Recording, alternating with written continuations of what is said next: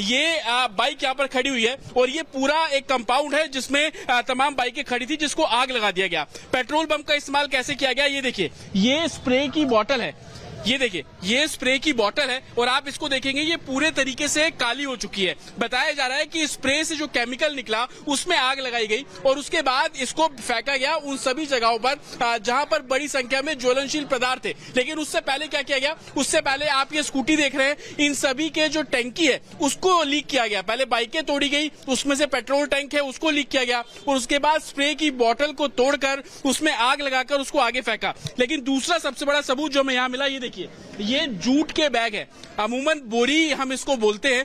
ये आप देखेंगे पूरे तरीके से काली हो चुकी है। किया क्या गया कि इस जूट के बैग को पेट्रोल में डुबाया गया और उसके बाद इसमें आग लगाकर लोगों के घरों की तरफ फेंका गया। कम से कम 250-300 लोग थे और नारे तकबीर, अल्लाह अकबर ऐसे नारेबाजी चालू थी उनके समाज के पत्थरबाजी सब।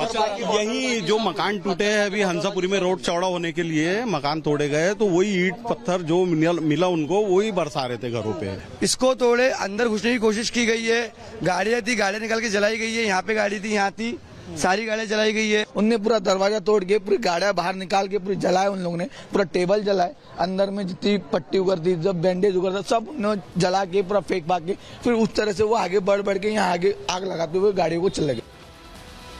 और नागपुर में एक बड़ी टीम हमारी मौजूद है, विवेक लगातार तस्वीर भेज रहे हैं। विवेक, आप शानदार रिपोर्टिंग कर रहे हैं, अपना भी बहुत ख्याल रखिए, लेकिन जरा ये बताइए कि वहां पर किस तरह के हालात अब है, सिक्योरिटी कैसे मुस्तैद की गई है, क्योंकि अबू आजमी जैसे नेता आग तो लगा देते हैं लेकिन संभालने नहीं आते।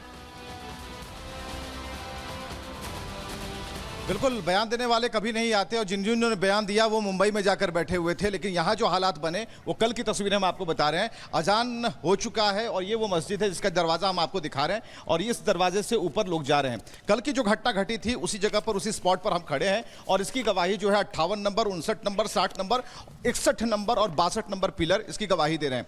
लेकिन सबसे बड़ी बात है कि आज का माहौल शांत है और आज उतनी संख्या में नमाजी यहाँ पर नहीं आए हैं। लेकिन इतना तय है कि यहाँ पर जो व्यवस्थाएं की गई हैं, पुलिस की बेहतर व्यवस्था की गई है, पुलिसिंग बेहतर है और एक नहीं कई यूनिटें यहां पर लगाई गई हैं। और यहां सबसे बड़ी बात की अग्निशमन व्यवस्था भी यहां कर दी गई है। ये जो 4 रास्ते हैं, जो चौक है, यहां से करीबन 500 मीटर की दूरी पर शिवाजी चौक है और उसके बाद यहां पर इसकी जो दूरी है इसे पूरी तरीके से ब्लॉक किया गया है और कई स्तर पर ब्लॉक किया गया है। इस तरफ भी अगर आपको हम दिखाएं, यहां पर भी अगर आप देखेंगे तो पुलिस की यहां पर जो गाड़ी है, बसें हैं यहां पर लगी हैं और भारी संख्या में यहां पुलिस बल की तैनाती की गई है। हर लोग यहां पर मुस्तैद हैं और सबसे बड़ी बात की जो कोई भी किसी भी तरह की कोई ऐसी घटना ना हो उसके लिए सभी लोगों ने तैयारी कर रखी है। लेकिन अभी जब यहां पर अजान की आवाज आई तो उस वक्त खबरें चल रही थी और अभी इंतजार हो रहा था कि नहीं कुछ लोग आएंगे यहां नमाज करने के लिए। लेकिन अभी अंदर तकरीबन 4 से 5 लोगों को हमने देखा है कि इसके अंदर उन्होंने एंट्री की है और नमाजी है जो कि नमाज अदा करेंगे और उसके बाद इफ्तार का वक्त हो जाएगा। लेकिन यह देखना होगा कि कल की घटना और आज की घटना में क्या, आज जो चीजें होनी है उसमें क्या कुछ अंतर होता है। एक तो सबसे बड़ी चीज है कि शांतिपूर्ण माहौल है, सब कुछ शांत है, कहीं कोई दिक्कत नहीं है और बराबर हम तस्वीरों को आपको दिखाते हैं कि तस्वीरों में आप देखिएगा यही वो जगह है जहां पर कल भारी हंगामा हुआ था, कल बहुत ज्यादा हंगामा हुआ था और पुलिस ने उसे कंट्रोल कर लिया है। और अभी भी आप देख पा रहे हैं कि सभी पुलिस वालों को कहा जा रहा है कि आप सावधान की मुद्रा में आ जाएं और यहां पर जो है जो घेराबंदी की गई है उसे मुकम्मल व्यवस्था के तहत आप उसे अंजाम तक पहुंचाएं। लेकिन इस तरफ हम आपको लिए चलेंगे और यहां से आप देखिए कि कल जो यहीं से इसी जगह से जो भीड़ बढ़ी आगे, वहां पर देखिए वो जो नुकसान जो पहुंचा है, यहां से जो पत्थरबाजी की गई और वो जो छेद है आपको दिखाई देगा। और यही पर रेस्टोरेंट और जो होटल वाले हैं वो रो रहे थे और ये कह रहे थे कि इस बात की दिक्कत नहीं है कि हमारे ग्लासेस टूट गए, हमारे शीशे टूट गए, हमें इस बात की दिक्कत है कि क्या आज जो हुआ इतने वर्षों के बाद हुआ, ये कहीं ना कहीं हमारी इज्जत पर हमला है, वो इस तरीके से मान रहे थे। बिल्कुल विवेक, आप जो कह रहे हैं ये प्रश्न उठता ही है कि आखिर एक ही जगह पर रहते हैं, सौहार्दपूर्ण माहौल में रहते हैं, लेकिन ये नेता बयान देते हैं, आग लगाते हैं और उसके बाद हिंसा हो जाती है। और तब रमजान के महीने में जब हिंसा होती है तब ये नहीं कहते हैं कि रमजान का महीना है, पाक महीना है, हिंसा नहीं करनी चाहिए। तब हिंसा होती है, पत्थरबाजी होती है, आगजनी होती है, सब कुछ साइड हो जाता है। बहुत शुक्रिया विवेक जुड़ने के लिए और जानकारियां देने के लिए। लेकिन कई सवाल खड़े होते हैं जिस तरह से घटना सामने आई है। अफवाह फैलाने वाले गैंग के पीछे आखिर कौन है, सबसे बड़ा सवाल ये। नागपुर में हिंसा को किसने हवा दी, किसने इतना जहर भर दिया इन लोगों में कि ये पत्थर लेकर निकल गए, पेट्रोल बम लेकर निकल गए। दंगाइयों के निशाने पर हिंदू ही क्यों थे, क्यों हिंदुओं की ही दुकानों को, उन्हीं के मकानों को, उन्हीं की गाड़ियों को टारगेट किया गया? क्रूर औरंगजेब से इन्हें इतनी हमदर्दी कैसे है? ये अपने आप में बड़ा प्रश्न है। क्या हिंसा की प्लानिंग पहले से की गई थी? क्योंकि तस्वीरें तो यही बता रही हैं। कोई जादू तो नहीं हो जाएगा कि इतने पत्थर इकट्ठा हो गए, लाठी डंडे इकट्ठा हो गए, तलवारें आ गई। पहले से तैयारी जरूर हुई होगी। इतनी भीड़ कहां से आई अचानक से? क्या महल इलाके में हिंसा सोची समझी साजिश थी? ये बहुत बड़ा प्रश्न है और इसी का जवाब हम तलाश रहे हैं। आगे दो कारण भी बताने वाले हैं आपको कि किन दो कारणों की वजह से कल का दिन चुना गया, कल ही हिंसा की गई। लेकिन इस पर राम कदम बीजेपी विधायक क्या कह रहे हैं, सुनिए उन्हें। इस प्रकरण की शुरुआत की अबवाज मिले, जो बड़े लाड़ प्यार से उद्धव ठाकरे ने अपने गोद में बिठाया था सत्ता काल में, उनके समर्थन पे वो सरकार चला रहे थे। यानी शुरुआत करने वाला है विपक्ष।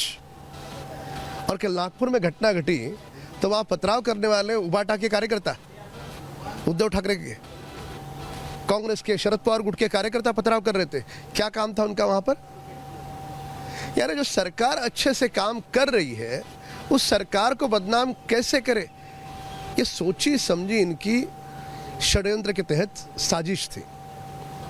और इसका सारा मूल अब आजमी है।